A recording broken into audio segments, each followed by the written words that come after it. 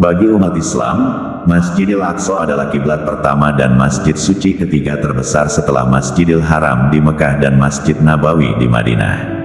Sementara umat Kristen meyakini bahwa di tempat itu Yesus disalib dan dibangkitkan.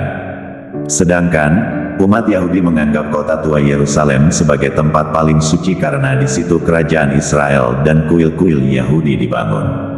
Masjidil Aqsa adalah sebuah kompleks di kota tua Yerusalem yang di dalamnya terdiri dari banyak situs, di antaranya kubah batu, Dome of Rock, Kubatus Sahrah, yang berkubah emas, Masjid Marwani, Masjid Burak, dan Masjid Kibli. Masjid yang terakhir ini biasa disebut Masjid Al-Aqsa karena paling dekat dengan kiblat di Ka'bah, Mekah. Kompleks ini dinamakan Masjidil Aqsa atau Haram Al-Sharif. Berikut adalah 7 fakta Masjidil Aqsa yang tidak diketahui orang banyak. Pertama, kubah pertama di dunia.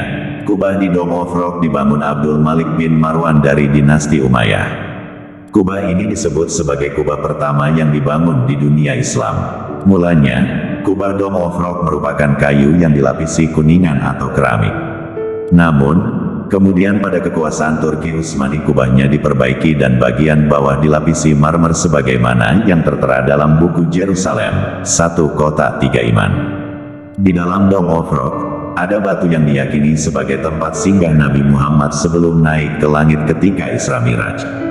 Kedua, dijadikan tempat sampah. Pada saat Romawi menguasai wilayah Yerusalem, kompleks Masjidil Aqsa pernah dijadikan sebagai tempat sampah. Lalu, setelah Amirul Mukminin Umar bin Khattab berhasil mengalahkan Romawi dan menaklukkan Yerusalem, Masjidil Aqsa yang penuh sampah itu dibersihkan kembali. Ketiga, dibakar dan dihancurkan. Sejarah Yerusalem adalah sejarah penaklukan.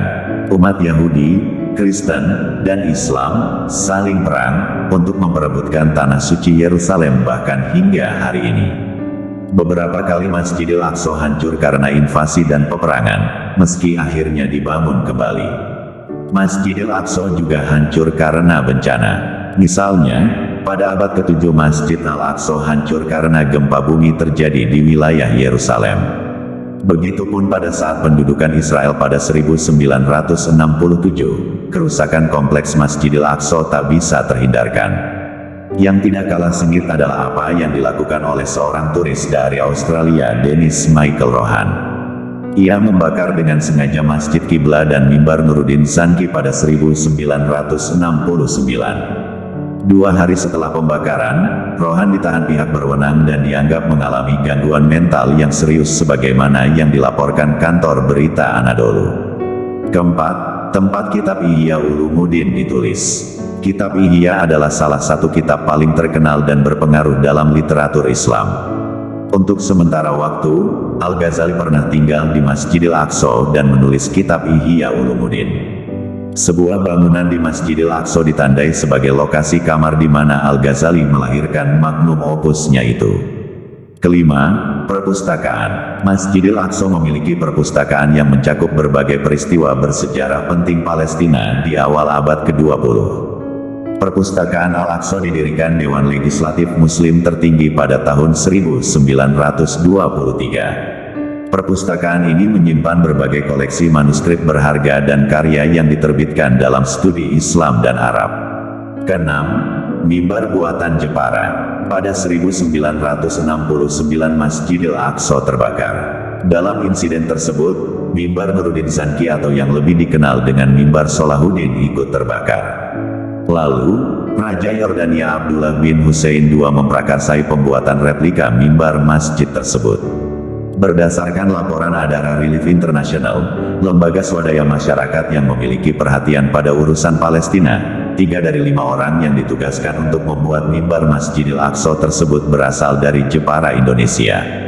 Ketujuh, mengilhami nama-nama yang sama di Jawa. Al-Quds merupakan nama Arab dari kota Yerusalem. Di wilayah inilah Masjidil Aqsa berdiri dan Gunung Moria berada. Salah seorang wali Songo, Syekh Jafar Shodiq atau Sunan Kudus, terinspirasi dengan nama-nama yang ada di Yerusalem tersebut.